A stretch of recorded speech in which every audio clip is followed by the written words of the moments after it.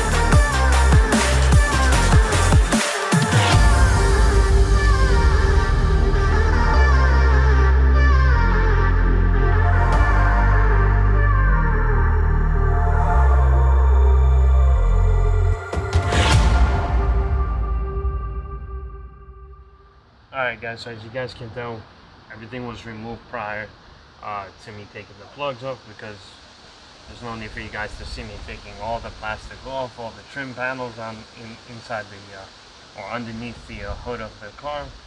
So pretty much we got the plugs out. So the plugs that were in there are NGK PFR6G13E. Now these are not the ones recommended or originally for this car. So I think the Jaguars take PF, I don't remember off the top of my head, but it's a PFR5 G11 something, I believe. I could be wrong. The manual is inside the glove box of this car, so we're gonna put the same plugs that we just put in the green one. So we're gonna go ahead and put in the NGK. Hold up, let me get everything and I'll explain everything to you guys. Alright guys, so I always go by what the manual says or recommends. So we're gonna go ahead and check what the manual. So if you guys have a manual, definitely use it. Comes in handy. And then we're gonna go towards the back of the book. And okay, so if you go in the back of the book, it says spark plugs. Now we use unleaded fuel here in the United States, so it asks for NGK PR. My mistake. NGK PFR 5G11E. Now, if you go online and check, they do not make that plug anymore. But the new updated version of that plug that has come out by NGK is the Iridium IFR 5N10. The part number is 7866. So we're gonna put in these plugs in the Jaguar. These are the correct plugs to use. These plugs are obviously not the correct plugs, but I mean they are compatible. You can put them in and use them, but I like to put in what the manufacturer recommends or what the manufacturer puts into these vehicles. I like to make sure the car is running with the correct spark, with the correct air fuel mixture that it's supposed to have. So we're gonna go ahead and we're gonna throw in the NGK IFR 5910 N1, whatever, you get the point. So I'm gonna put in new plugs, but if you have an owner's manual, definitely look at it. It'll give you the correct gap and the type of plugs that you should be able to run in any of your vehicles. So definitely stay close with your owner's manual, and you'll find everything you need. Alright guys, so the recommended gap is 0.40 to 0.43, so we're going to gap them right in the middle, and we're going to double check to make sure the gap is correct. Put a little bit of anti-seize, even though it has a coating of anti-seize. I usually put just a little bit because sometimes they do get stuck if you over tighten them, especially if you don't torque them down. So I'm just going to put just a little bit. It saves you the hassle of this plug getting stuck, you know, for whatever case. So I put a little bit. You're not supposed to, especially when you go to torque it down. When you put anti-seize, it may get the reading. It may make the reading come off wrong on the torque wrench. So just put a little bit, won't hurt. Just saves you a headache of having a stuck plug. But anyways, I'm gonna gap them. Make sure they're gapped, and we're gonna put them in. Put 4 on this side and 4 on the other side, and we're gonna change the O2 sensors.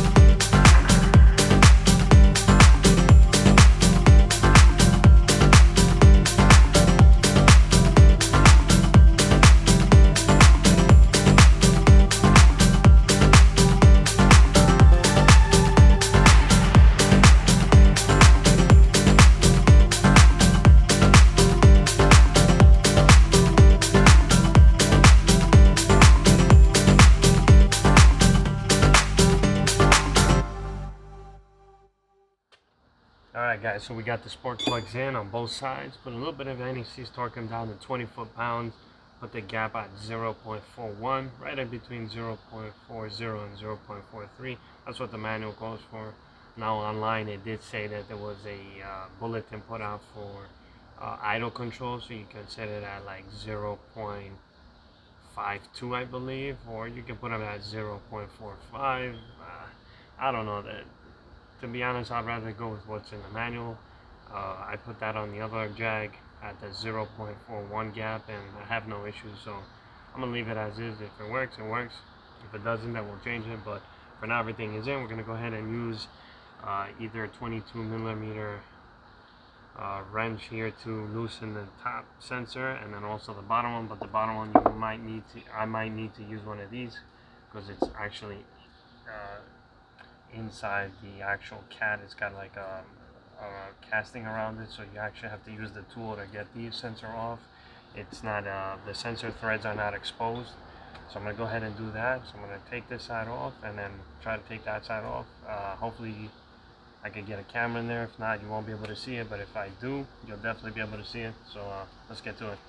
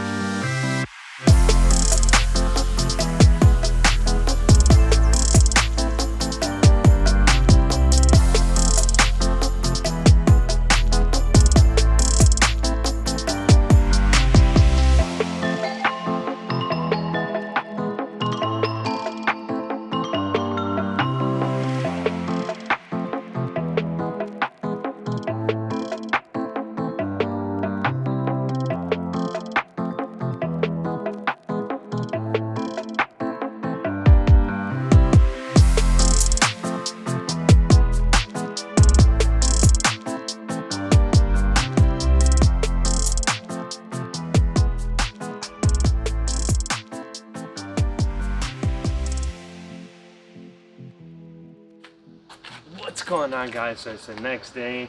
I was struggling all night yesterday. I didn't get any video of me trying to take the sensors out because they're a pain in the ass. Now, I don't know if you guys are familiar with 2000 and 2001 Jaguar. So this one here is a 2000. So on the 2000, the oxygen sensors on the bottom, on the downstream, like bank 2. So you got bank 1, bank 2. So bank 2, sensor 2, and bank 1, sensor 2. The sensor, so I have one here that I already pulled out. So this is the upstream. Let's go to the bottom. Which one's the black one? So this is the black one. So this bottom sensor, for example, sits in the exhaust like this, or sits in the catalytic converter like this. So you need to have one of those oxygen sensor wrench tools that fits onto the threads and fits right into the hole of the catalytic converter on the 2001 Jaguar, which I have, the green one, which is the family member's car.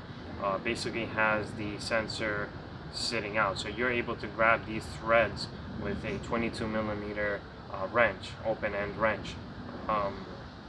So the only downside to this car is trying to get the sensors off with them being in. So the bottom sensors are basically sitting in like this, and the top upstream sensors are sitting basically like that. So you're able to get to it. The only problem was the left side, which is the driver's side catalytic converter. You have to remove the heat shield, and it took me a while to take the heat shield off because you know, you obviously have the antifreeze reservoir, you have some coolant lines on the bottom. So I was able to get my skinny hands and remove those three I think it's T40 screws off, and then move the heat shield, you know, just wiggle it around and able to get it down. And then I was able to get one of those oxygen sensor tools on there with a long breaker bar and a long extension on the breaker bar, and I was able to break it loose. So I basically got it off. So I'm gonna bring the camera in closer and show you guys. Unfortunately, I couldn't get any video of me because I was like all over the car, and it's kind of hard because I wanted to remove them just to make sure that they don't get stuck in the near future. You know, I was worried that these things would get stuck in the near future, and plus I wanted to put fresh ones in. I wanted the car to run perfect since I'm putting brand new plugs in. So I figured why not put brand new sensors and put a whole ton of anti-seize on them, so this way they don't get stuck. So if I ever need to remove them, I know they'll come out. If I just leave them like that, they'll just definitely get caked up. You know, they'll never come out, and it'll be such a pain in the ass to remove them. So I wanted to remove them for that reason, so that's why I went ahead and did it. There was no check engine light or what sort, or any of that sort. So yeah, pretty much got them all. So we're gonna go ahead and grab the camera. We're gonna bring it in closer and show you guys what I was talking about. Alright guys, so as you can tell, right before we go into the engine bay, we got everything laid out. So I pulled out all the old 4 oxygen sensors, so 2 on each side of the exhaust. Got the coil packs, or the ignition coils here. We're going to go ahead and just clean up and put a little bit of dielectrical grease before we put everything in. We got the screws here and put them here so I don't lose them. I'm going to clean them up with a wire wheel. So if you guys remove any bolts, whatever kind, just please you know, do yourself a favor and grab a wire machine and clean up the threads and put a little bit of anti-seize. It'll definitely help you in the near future if you ever go to remove something. It makes your job 10 times easier. It may take a little bit more time to complete, but it's definitely worth it in the long run. You know, it's up to you guys whether you want to do it, but in my personal opinion, I always clean the threads on the bolts I remove. Even if it's small bolts or big bolts, it's easier for me to put a little bit of anti-seize and pretty much remove them the next time I go to remove them. So we got everything laid out. We're gonna go ahead and put everything back in, so let's go to the car real quick. Alright guys, so we're here at the car. Let's get up on the car, show you guys. So that one right there, the sensor was able to come out easily. So that one right there, the bottom one obviously sits in the catalytic converter, so you got to use a tool. So either you use something like this, or like this, or like this. So those are your 3 options you can use. Then coming over here, you have to remove those 3 screws on the exhaust manifold where the heat shield sits, and then you're able to wiggle it around. Now I didn't actually remove anything from here other than remove these lines, this line, and just unbolt it so it's able to move freely. Other than that, I was able to get a breaker bar and crack the upstream O2 sensor. And the bottom one, I was able to use a long extension on one of these oxygen sensor sockets right here, and I was able to break it loose from the bottom. And then that's pretty much it. I moved the heat shield, wiggle it around and get it out, so just be careful. One of the lines was leaking a little bit, I guess because I pressed down on it, but that's fine. It's not leaking now, so I'll monitor that to make sure, but everything else is pretty much going well. So we're gonna go ahead and we're gonna put a ton of NECs on the new oxygen sensors, and we're gonna throw them in.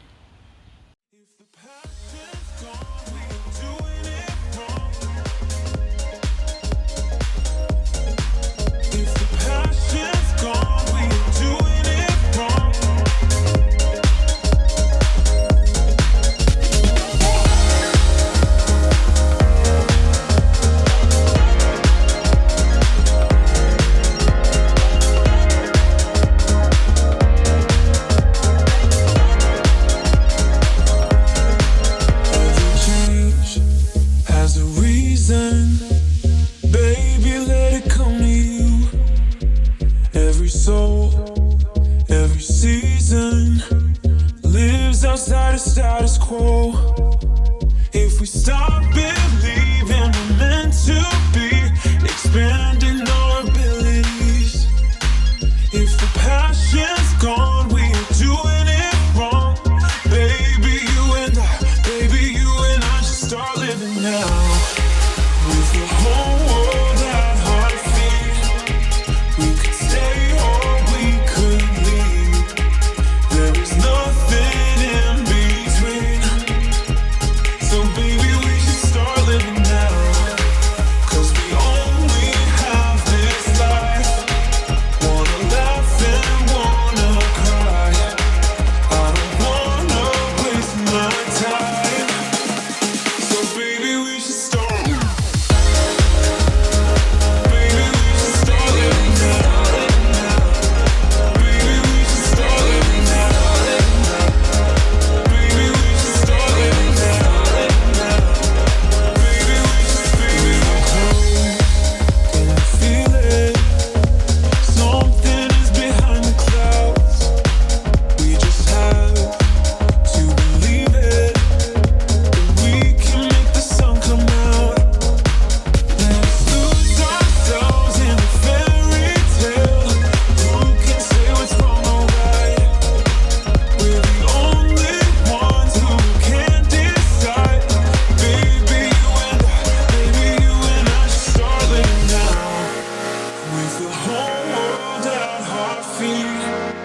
We could stay or we could leave. There is nothing in between. So baby, we should start living now. 'Cause we only have this life. Wanna laugh and wanna cry. I don't wanna waste my time. So baby, we should start living now.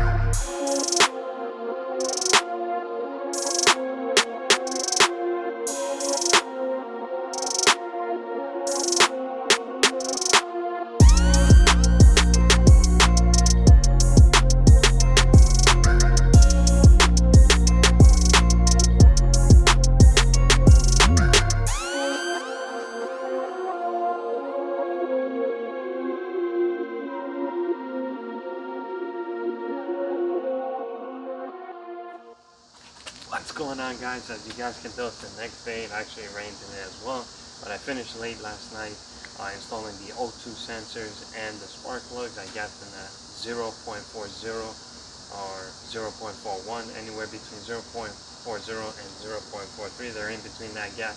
Check your owner's manual. It should say what the gap should be. I believe one of those heater core hoses I may have caused a little leak, so not a big deal.